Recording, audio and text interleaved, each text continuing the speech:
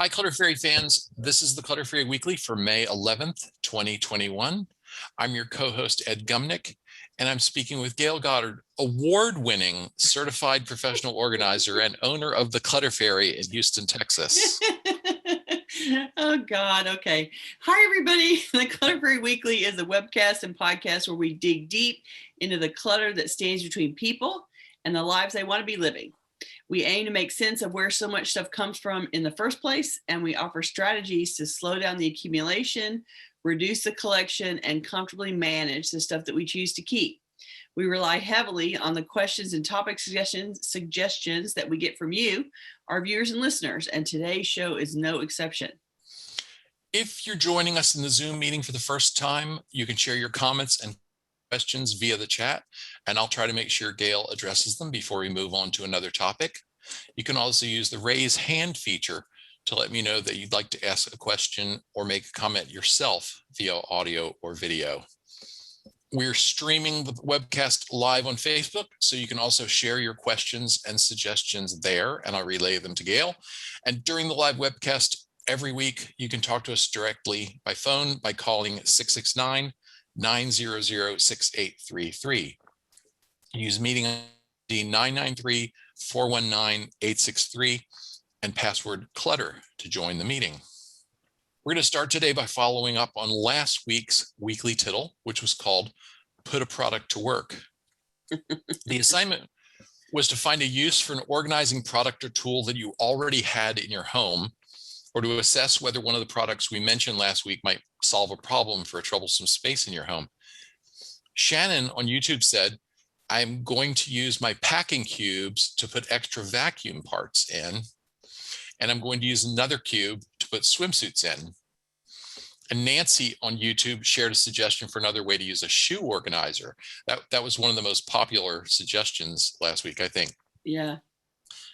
And Nancy says, my idea for a shoe holder is to keep it behind the passenger seat in my car.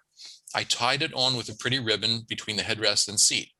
I keep items like maps, hand sanitizer, a flashlight, a small umbrella, etc. in a handy place. What a great idea, Nancy. That was awesome. There are a lot of things that are useful to have in the car, but if they're too large to stuff in the glove compartment, they tend to end up jumbled in the trunk, or worse, scattered all over the back seat or the floor. And here's one more suggestion. This one is from the Driftwood Lover on YouTube, who writes, I have one shoe organizer inside my linen closet for extra shampoo, shower gel, toothpaste, shavers, toothbrushes, and sample sizes that come my way. In my entry closet, I stashed gloves, hats, small umbrella, and back when I worked, a few bottles of water and bagged snacks to grab if I'm running late. All of these strategically placed for easy use. The shower support stuff was in the linen closet in that part of the house. The clothes and umbrella and things, gloves going out of the outerwear that you would wear on the way out the door, out by the front door. And that's a great way to make use of a million little clear pockets. I love it. So glad you guys came up with such great suggestions. I think that one really works because the same stuff, if you scattered it on a table or a shelf, would look like a mess, right? It would be so annoying. And when you've slipped it into all those little clear pockets, it looks like a collection. It looks like a neat arrangement. And it's making use of vertical space instead of horizontal space, right? Like the fact that it hangs against a wall means that you're using all the vertical space of the wall instead of having it all be on a flat surface. And it's a great use for capturing a bunch of little things. Excellent. Right? Okay, before we get to our main topic, I want to share one viewer comment. This is a good one. Nancy on YouTube. I'm not sure if it's the same Nancy. It might be the same Nancy who wrote in response to our April 13th episode on the science of habits. Nancy says, our church meets in a hotel, so we load equipment in and out every Sunday. Sunday mornings can be hectic with trying to get all the gear we'll need in our car.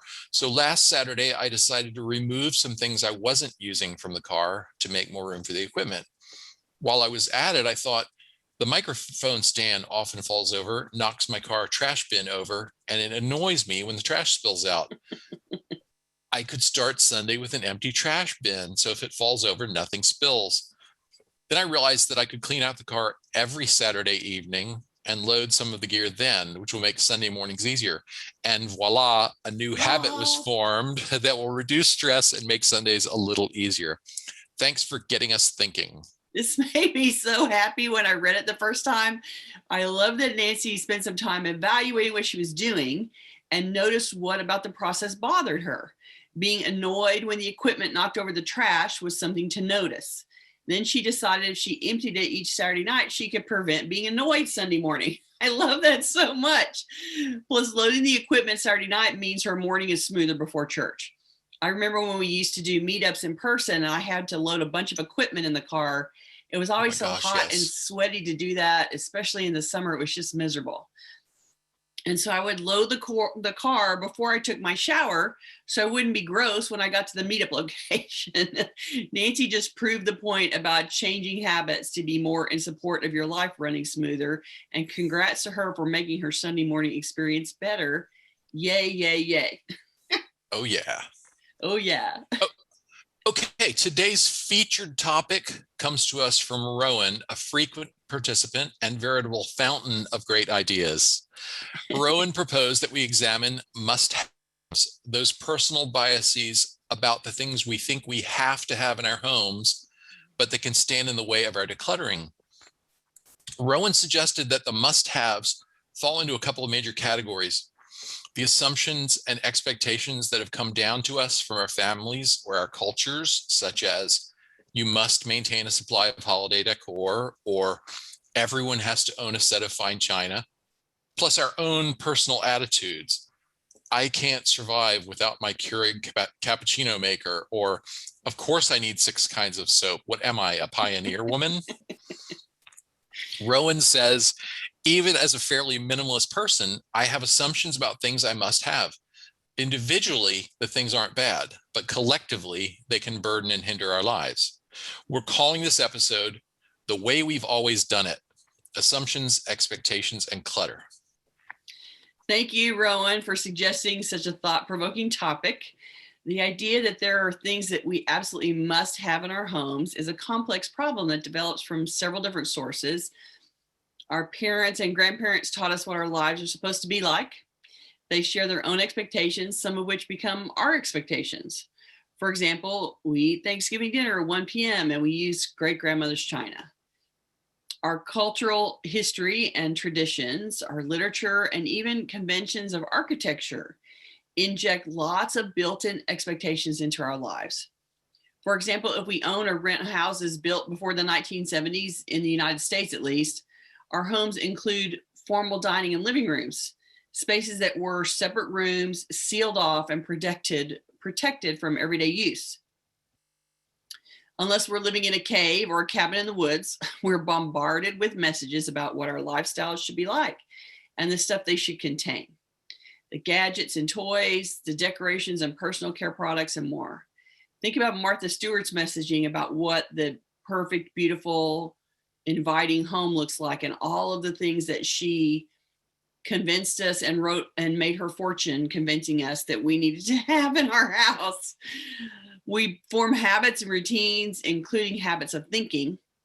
It's easy to slip into the rut of saying we buy these 3 brands of breakfast cereal because we've always bought these 3 kinds of cereal. But I have some good news for you. Hardly any of the assumptions and expectations we have about what we must do or what we must have are legal requirements. There's not any police coming to tell you that you really have to have those things on top of the table in the kitchen, and there has to have all the formal place settings to go into the formal dining room. These ideas about our stuff and our lifestyles are not written in stone. They're mostly creations of our own thoughts and behaviors, and we've allowed them to change any way we like to clear away messes and make room for something we want more. Let's explore a few of the assumptions and expectations that I encounter while working with clients and see if we can come up with new ways to think about them. The big one that comes right off the top, and we thought of this immediately, was the formal living areas, those traditional living rooms and dining rooms that were separate rooms in the house. A lot of home buyers, especially baby boomers and members of Generation X, still say that they want formal living spaces, but reality says otherwise. A team of researchers affiliated with UCLA set up cameras in the homes of volunteers and recorded how 32 families actually use their homes. What they found was that the kitchen, the breakfast room, and the family room areas are by far the most used spaces in the average home, and that the formal living and dining rooms are rarely used. So you paid to have these extra rooms in the house, and then you don't use them very much.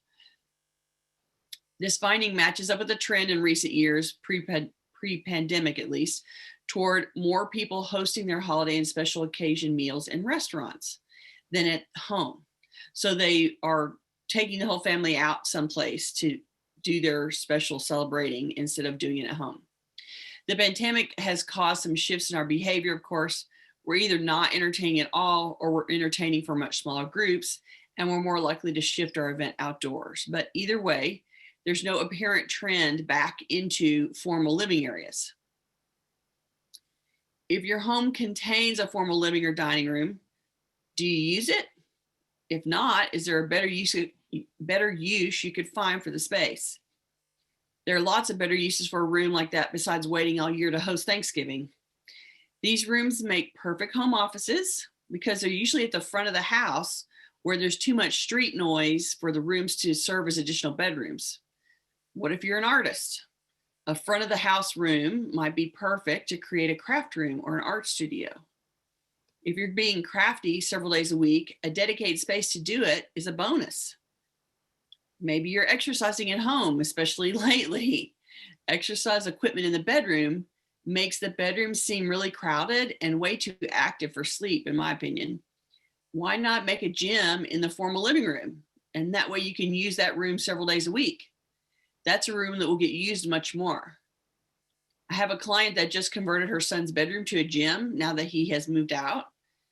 I say assume all the rooms in the house are a space that you can define how you like and make it work for your family. But what if we still want to capture the idea of a formal dining room? Maybe you like the idea of having a formal dining room, but you don't want to leave that room empty 363 days out of the year. Can we do that with sacrificing a whole room for the 3 times a year when we host a fancy meal? Of course you can. Instead of keeping that special occasion room, change that to having one elegant special occasion tablecloth and a small collection of decorations, maybe some candle holders or napkin rings that go with it, that only come out for festive dinner at the kitchen table. You can still create the feeling of a special occasion without having a whole room dedicated to special occasions. And you can change that feeling by changing your decor in the room that you use most often. That way you can give up that dining room and let that dining room be something else instead. We had a formal dining room in our house in Pennsylvania, and it was the maybe first, but certainly last time Mom tried to cordon off a room. And it had with 6 kids in the house. Yeah, it had Sure. It actually had like little doors, like little saloon doors little, between the dining room doors, and the kitchen. And there was a beautiful rug in there underneath the table, and we did use it for Sunday dinner. It wasn't a 3 times a year room, but we were kind of discouraged from going in that room anytime other than the sanctioned times to use it. But our dog didn't understand the rule and could walk under the swinging doors, and so he paraded back and forth. He made a path through the dining room, and it even started to show on the rug the path that the dog made through the dining room to the front door. And I think she kind of gave up after that, and our dining rooms were purposeful and used all the time. Right? And the dog was like, I'm trying to tell y'all that this room is being wasted. This is a perfect pathway, and I don't know what y'all's problem is. That is so right. hilarious. This is the shortest route from the kitchen to the front door. Why would I go any other way? What's the deal, man? Right? Pay attention to your animals. They will tell you the truth. Oh, and so many people, and I know people in my family have had that separate room too. And then it's like, and it's a room that's saved for the public, for people coming to the house. And it's where you're supposed to receive people. It's sort of like the public area of the house. But then if you don't have people coming to visit all the time, then why not just let them into the family room? Why not let them come and sit in your craft room instead? Naomi says the living room rug that we weren't allowed to walk on. Right? So true. Exactly. Yeah. This is the thing about having nice things when you have children. You really have to have nice things after the children are grown. Having them when you're young is a bad idea, right? Okay, so here's another area where we have some expectations that we can probably rethink, and it is around kitchen appliances. This is a particularly ed-centric topic. The evolution of trends and technologies in the kitchen has resulted in an accumulation of an army of electrical appliances and their cords all being on our kitchen counters or stuffed into every cabinet. This is an area where our desire for better tools and tricks has been exploited by marketers who appeal to the home chef's curiosity and sense of adventure. I find many kitchens that contain a toaster oven, a microwave, an electric skillet, a crock pot or two, a stand mixer, a hand mixer, an immersion blender, a Mr. Coffee, a French press coffee pot, as well as the usual battery of saucepans, frying pans, baking pans, and so on and so forth. And now everybody has to have an Instant Pot, am I right? But as my clients and I struggle to free up space for food preparation and cooking to happen, because people are usually having me come because I want to be able to cook more and I find this kitchen hard to use. I'm hearing that. And then we're looking at all this stuff, trying to figure out what's going to work. And I noticed that some of these gadgets are covered with a coat of dust, and some look like as if they've never been used. When I press them on the subject, they often admit that even with all this stuff at their disposal, they still have 3 go-to pieces of equipment that do nearly all of the work. So here's another piece of good news. You're not committed to keeping every item of cooking tech that you've ever tried. We've talked about kitchen equipment plenty of times, so I don't want to beat a dead horse, but the point that I want you to see is that sometimes habits of thought and behavior accumulate gradually over time and get so entrenched it's hard to see that we have other options. If your Instant Pot now does most of the work for which you used to rely on your crock pot, maybe it's time to let the crock pot go and use the Instant Pot instead. It's an area that can definitely use filter for what you actually use instead of what you got for Christmas or what you think you might want to use someday. The kitchen isn't a big enough room. You're not in a professional restaurant kitchen. You're in your own little kitchen and the space is thin and you need to use it for the stuff that you use most of the time and not use it as a storage facility for a bunch of stuff that you don't want to use. I think that the sunk cost fallacy comes into play a lot in the kitchen too, because good kitchen equipment tends to be pretty expensive. Williams-Sonoma is not cheap. Mm-mm. And so you have this idea for a particular thing you want to try, and you go buy the specialized piece of equipment, and you use it once or twice, and then you have to figure out where to put it. And you don't want to let it go because it's hard to forget that it was. You just spent $100 or $80 or $50, right? Yeah. Yep. Yeah, 100%.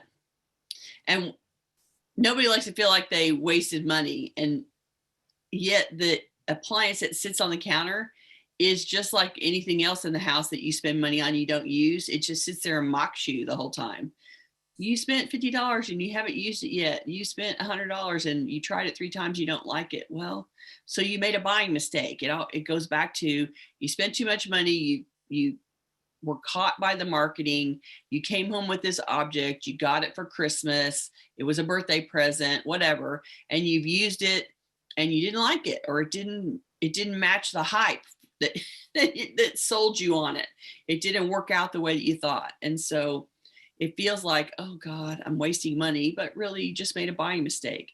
And accepting that as a sunk cost and moving on will keep it from sitting on your counter crowding out your prep work every day and mocking you all day while you're working in the kitchen.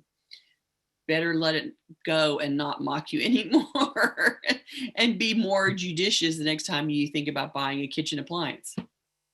Deborah says, my fondue set will be prized out of my cold, dead hands. Okay. You can share your space in the kitchen with your fondue pot if you love it that much. And That's Anita shared, my brother bought me an electric can opener that I didn't want, rarely use, but he lives with me, so I can't get rid of it. I found space for it in a cabinet and hide it until needed. Yeah, sometimes you just have to pull it out a couple of times in front of your friend and go, see, look, I'm using it, and then put it back away again. And Deborah says she does use the fondue pot, and that's okay. And we're fine with that. You use it, you keep it. Right. Yeah.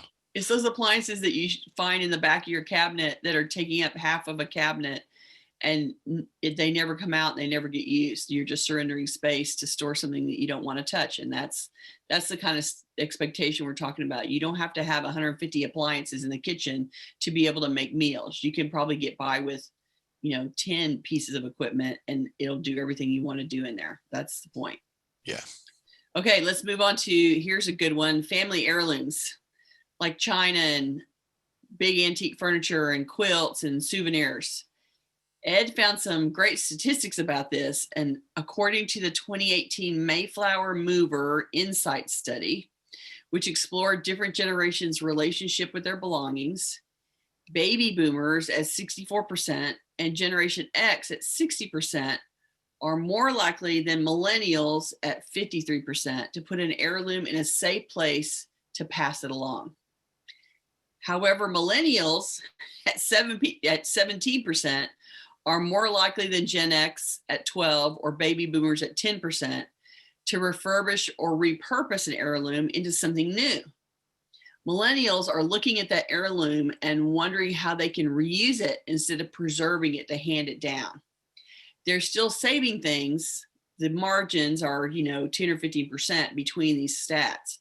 They're still saving things, but they're clearly letting up on the pressure to save something for posterity.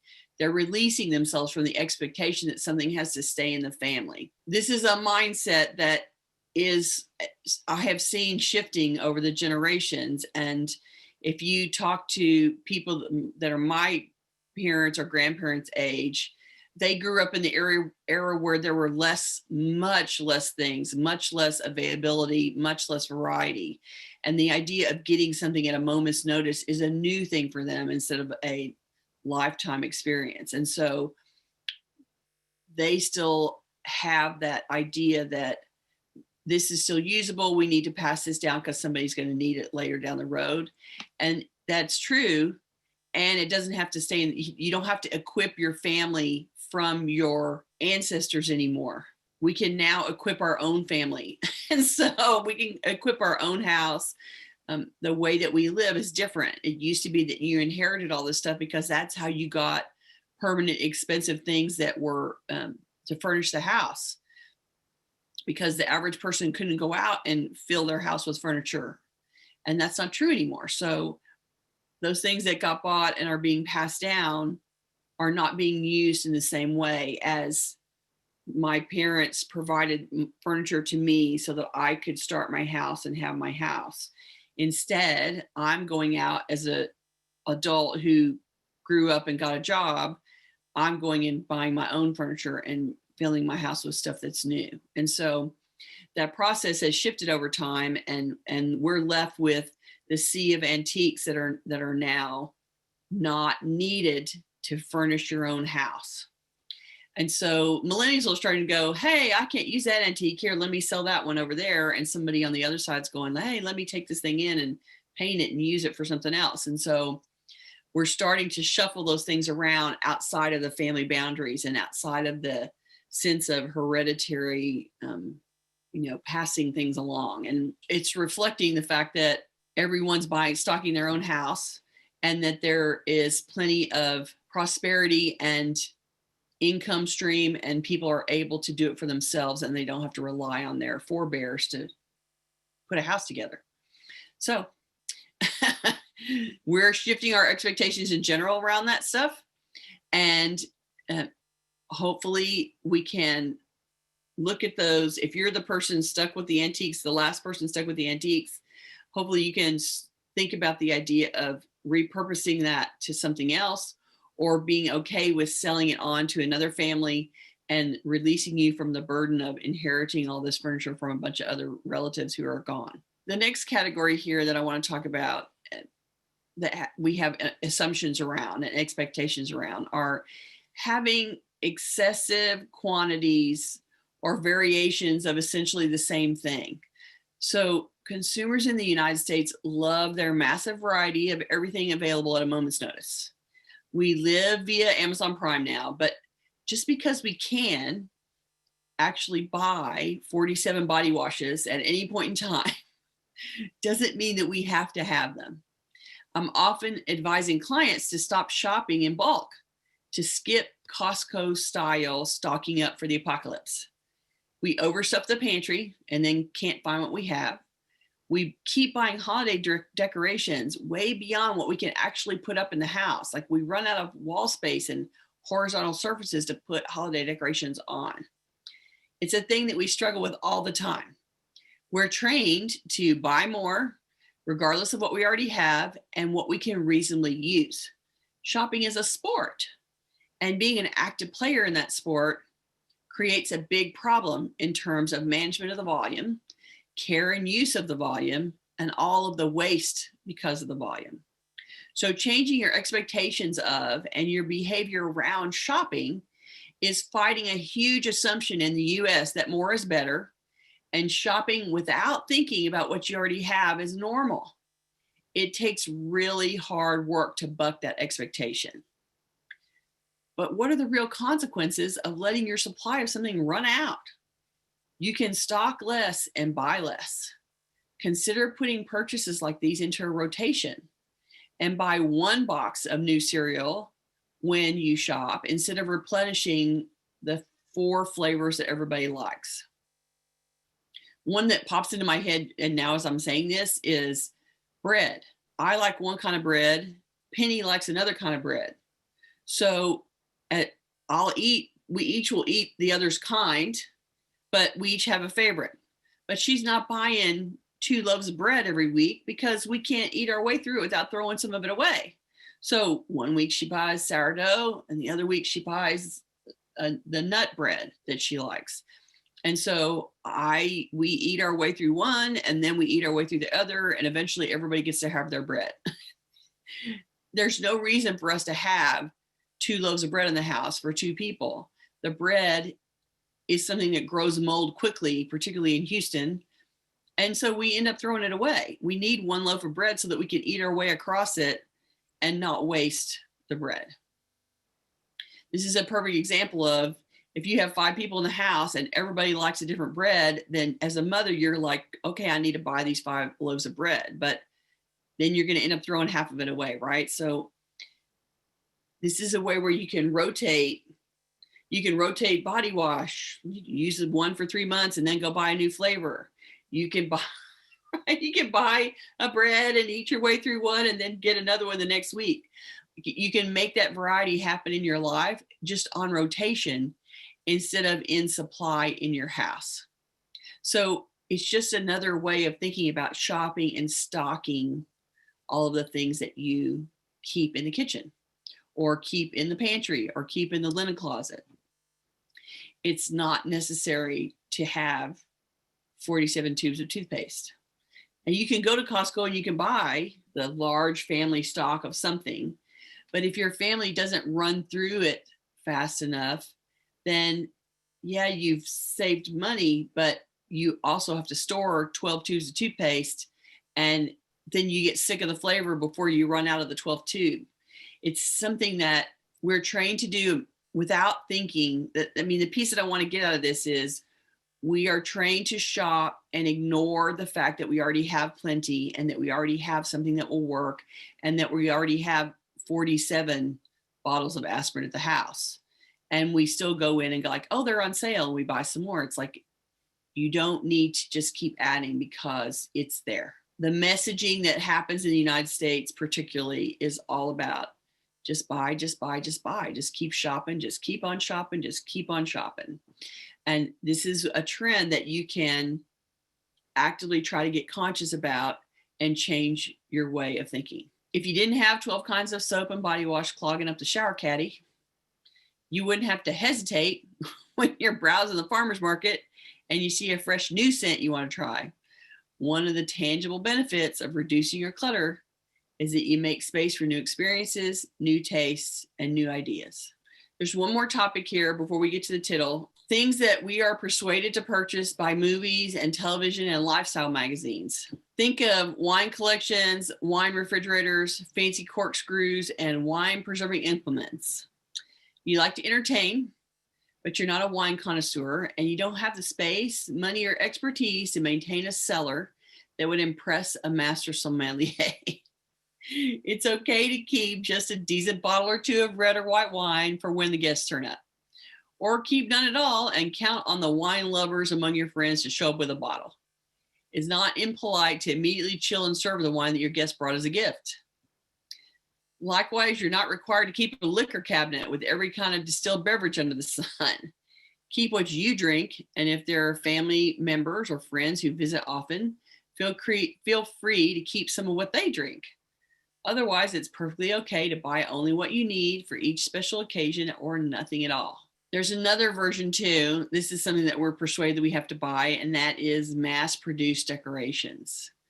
So this is what the home goods store and the decorating portion of the Target store, and there's lots of home decor objects out in the universe, and they all look fabulous, but you only have so many rooms and so many spaces to decorate. And so having those shopping experiences where you browse through and look at more decor to add to the house only adds volume. So think about, as you're shopping, if you're going to bring in more decorations for the house, what decorations are you going to surrender to replace these with?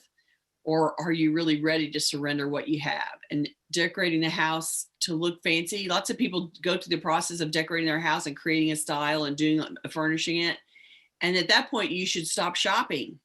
And yet people then continue to shop after that. So you want to think about the idea of, I want to create a look here and I'm going to supply that look, and then I'm going to stop shopping, because anything that I add at this point is just going to make more clutter and I'm going to have to stash things away. When you're ready to change the look, then you can think about surrendering the old decor to bring in new decor. The other thing on my list that we haven't talked about, because I didn't know what category to put it in, is, and I think I've thought of it. I think I've thought of the category, and the broad category is our expectations about other people's expectations. And the thing that made me think of it was books. Okay. I think book lovers are sort of proud of all the books they've collected, proud of all the books they've read, and sort of like what it says about them. And that influences our tendency to keep them, even when we realistically don't expect to ever read them again. We like what we think our friends will think about us. But they can see our library. When they see our library. But of course, our good friends already know that about us. Right. They know we're smart. They know we read a lot. You're clever. They know we've read a lot of books. Yeah. And that recognition was, part of how I finally, after decades of hauling around thousands of books, let go of some. So what can you think of anything else that goes in that category?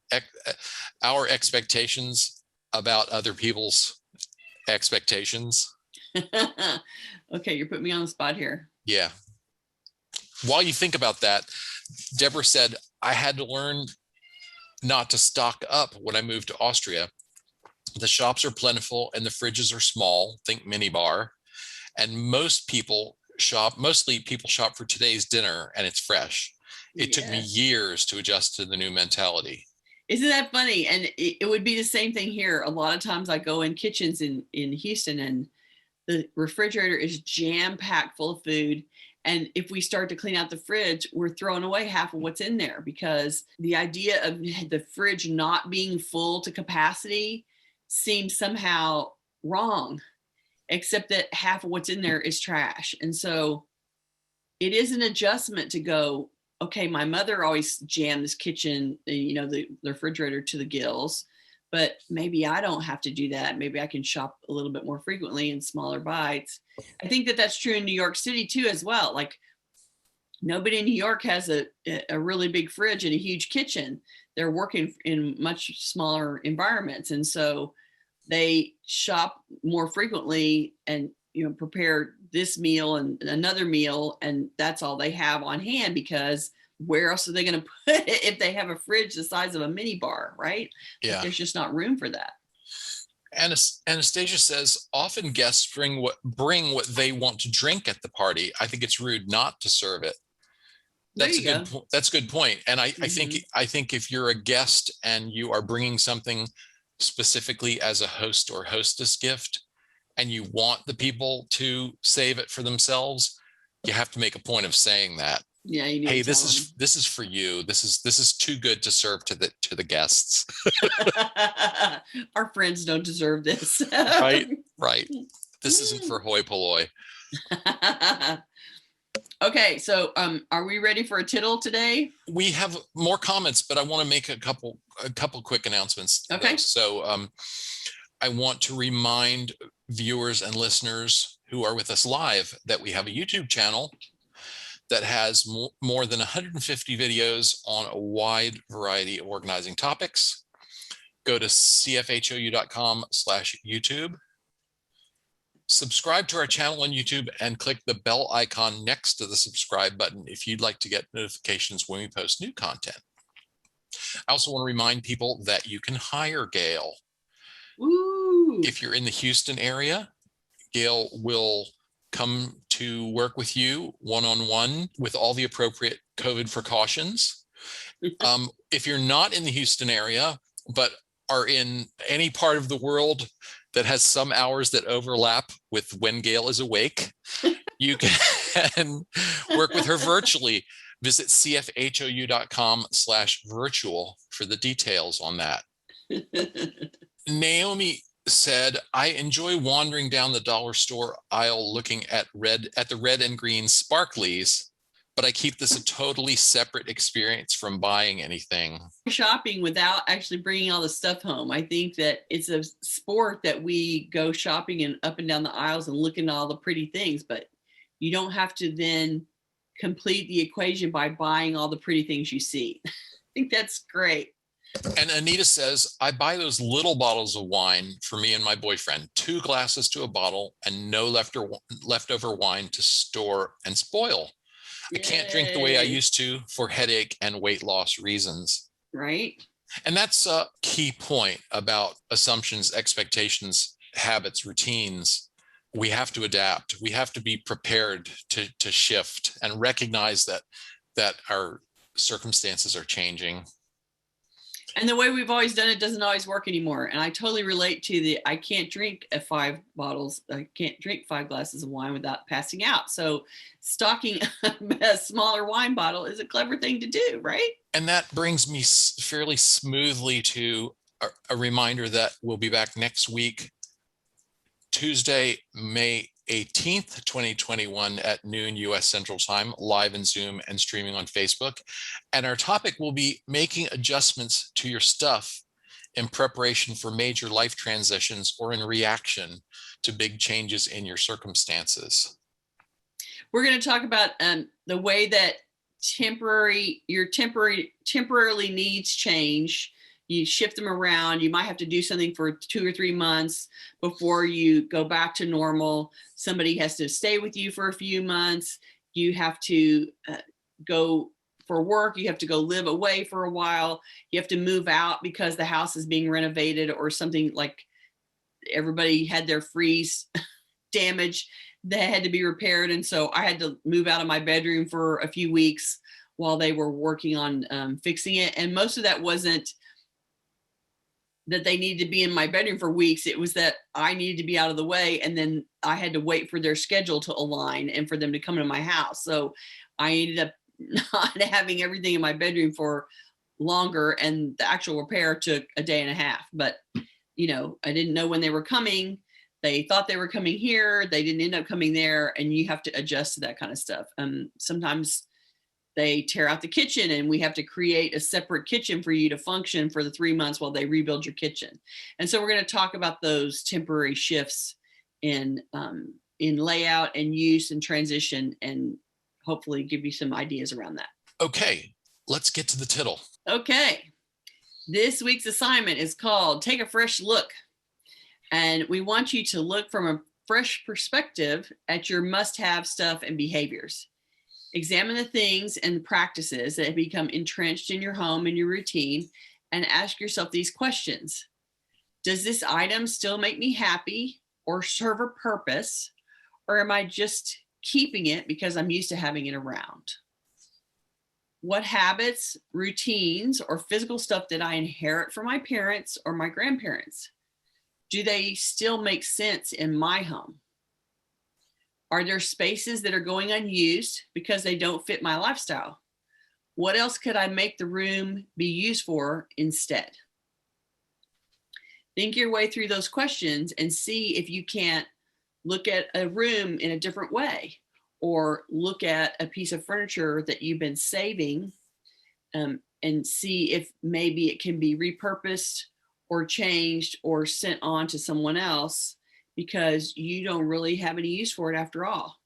Despite the fact that it came from your parents or your grandparents, despite the fact that you have inherited the family goods, you still might be able to say, at this point, our family no longer needs this item.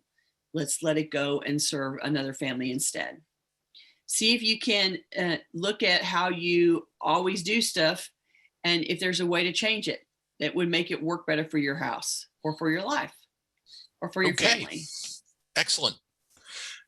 If you're watching this on YouTube, we would love for you to join us live. You'll get benefit of the after show where we get Gayle unfiltered.